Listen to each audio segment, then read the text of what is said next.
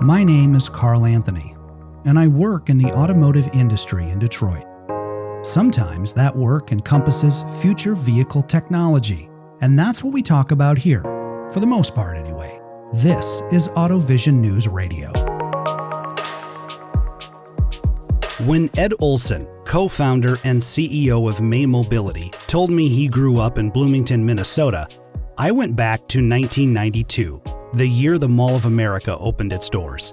I grew up in Northwest Iowa, and the first summer the Mall of America opened, we piled into my dad's 1979 blue Ford Thunderbird for a family vacation to Knott's Camp Snoopy. From the summer of '92 onward, Mall of America became our primary family summer vacation destination. After recording this episode of AutoVision News Radio with Ed, I thought back to those early years of cruising up the highway toward the Twin Cities in my dad's '79 T-Bird.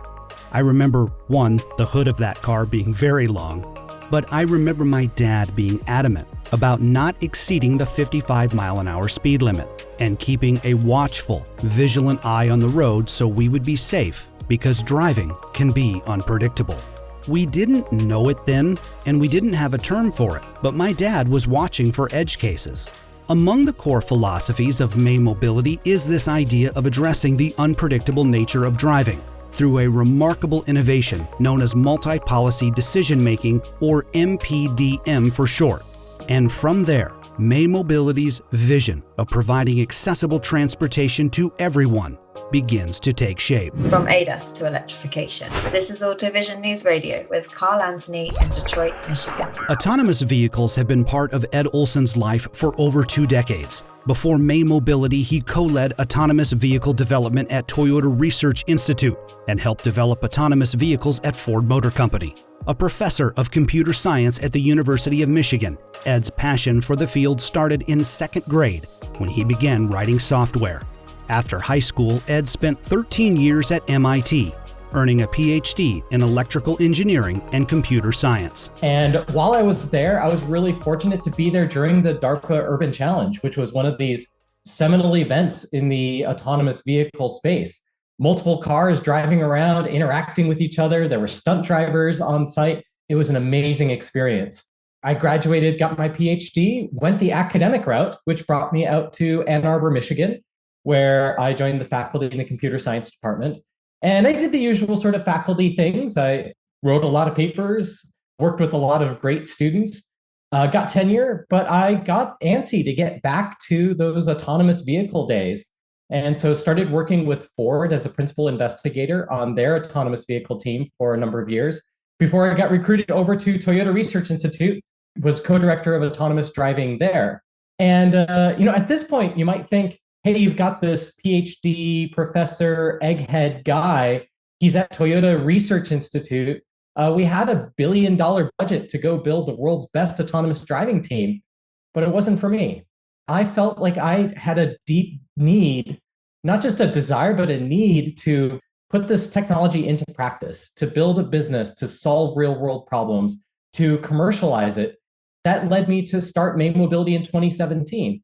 And so we kept a lot of those great relationships with Toyota and other companies that I've worked with, but we're living the dream now. We're building the technology, we're building a business at the same time. And it's really exciting to be 6 years down this adventure. Ed, do you remember what it was when you woke up one day and you said, this just isn't for me, I've got to do something else? There's a great joy in solving really hard technical problems. I think about problems as almost like rusty nuts. And every once in a while, someone comes along with a bigger wrench that can turn a bolt that nobody else could ever turn before. And I love that. And that's what led me into academia and Toyota Research Institute in the first place, to solve some of the world's hardest technical problems. But it leaves something missing. Like, how is that getting out into the world? What is the impact that we're going to have on our communities? What is the impact that we're going to have on people who need better transportation solutions? I like biking and walking in Ann Arbor. And, one of the things that was really great, do you remember when COVID was kind of in full swing? Right. ironically, one of the best things about it was that the restaurants would spill out onto the streets. Right. And, yeah. and it transformed the way that we thought about downtowns. And so many people would have conversations like, why can't we live like this all the time? The chronology isn't quite right there because May was already there, but that's the sense of look what a city can be. And that's what led me to want to create May. May Mobility works with transit agencies, cities, campuses, and other organizations to bring autonomy into their transportation ecosystems. And the goal then is to address and solve deficiencies within that ecosystem. May Mobility describes this as a transit toolbox, and autonomous vehicles are one of the tools inside of that kit. This is similar to Ed talking about that big wrench to turn the nuts and bolts that we've not been able to loosen before. May Mobility's perspective is about asking what you could do, what problems you might be able to solve if you integrated autonomous vehicles in a city or municipality as part of a shared mobility network. Every time you see a bus driving around with less than 4 or 5 people on it, you're looking at a transportation problem. You're looking at a bus that costs $125 an hour to operate that's not serving very many riders.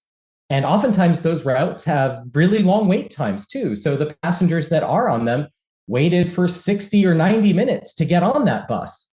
That's a transportation problem. And I feel that one of the things that we can do is make public transit better by giving transportation professionals more tools to work with. We're not anti-bus. There are places where buses are great solutions. Keep those. But in places where buses are driving around empty, using a lot of resources, we think that we can provide something better, something that's going to be really exciting to riders, that can attract new people into public transit. Ed cited the work of Bogotá's former mayor Enrique Peñalosa. I will leave a link to an excellent article by Joe Helm for citychangers.org in the show notes. Helm's article details how Peñalosa faced opposition in the late 90s over his vision of building a more equitable and accessible cityscape, one that would serve all socioeconomic classes. The title of the article is based on Peñalosa's idea that an advanced city is one where the wealthy take public transportation. And it's such a beautiful vision because you can imagine, like, if everybody just used public transit, we would need fewer roadways. We need fewer parking structures. That would make more room for green space or housing or cool retail or all the things that make a city really great. We'd have more room for all of that. But the question is, how do you make everyone want to use public transit when public transit doesn't always work for everyone? And you see that written on every bus that's driving around with less than a handful of people. And what we know is that, especially in the car-dependent sprawl that describes much of North America, that you need an on-demand point-to-point system. Fixed routes don't work, just not enough population density in so much of the US for that to work. And so that's where providing an on-demand service can make sense. So what do? We work with cities. Cities are our customers. They tell us, hey, Ed, we've got this bus network here, Route 22A, and it's just not delivering the service that we want. How can we make this better? And we say, well, why don't we try putting some on-demand microtransit into that area? And then we operate that service. We attract new people into public transit. We provide an accessible solution. They're wheelchair accessible. They're easy to use. They're fun to use. And they get people where they need to go.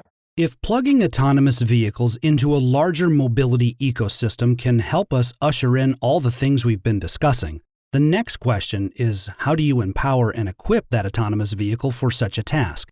I go back to Ed's big wrench analogy, back to the toolkit visual. You have these nuts and bolts that you just can't seem to loosen, so you need a bigger, better wrench to place in the toolbox for that job. And that wrench, in this case, will enable autonomous vehicles to perform safely and accurately in the real world. I believe May Mobility's multi-policy decision-making, or MPDM, is that wrench that Ed is referencing. Here's the summary, and I quote May Mobility now directly. MPDM reframes the challenge for AVs. Rather than telling a vehicle what to do and when, which is what rules-based systems do, MPDM continually runs real-time onboard simulations to virtually imagine thousands of possible scenarios every second and enables a vehicle to decide for itself which action is the safest. These endless simulations lead to emergent behavior that allows a vehicle to solve every problem imaginable. The way that we think about autonomous driving is really informed by the fact that we've done this a bunch of times before and failed. So in a lot of ways, you can think of multi-policy decision-making as the solution that we came to only after having tried and failed a lot of times before. Right. At MIT, at Ford, Toyota, much like the rest of the industry, usually think about building an autonomy stack by you put together two things: really smart people and a big corpus of scenarios that the car should be able to handle. And then your engineers go off and they build a autonomous driving software stack, and then you put it out into the world. If the vehicle finds it as it's driving around, finds itself in a situation that's either something the engineers already thought of or is one of the test cases that is in your corpus, you're good. It's probably going to work fine. The problem is what happens when the vehicle finds itself in an edge case, in an unusual situation that you haven't seen before. And the problem with driving is that it's so infinitely complex. Every drive has something one of a kind that's never happened before. Every time you're out in the world, you encounter these one of a kind weird situations. Right. And so you need to have a system that can handle that. And that's what multi-policy decision-making is about. It's about saying we can't anticipate everything that might happen to a vehicle. What we need is a vehicle that can improvise, that can solve problems the first time it encounters them. But instead of building one autonomous driving software stack, we actually build about 16.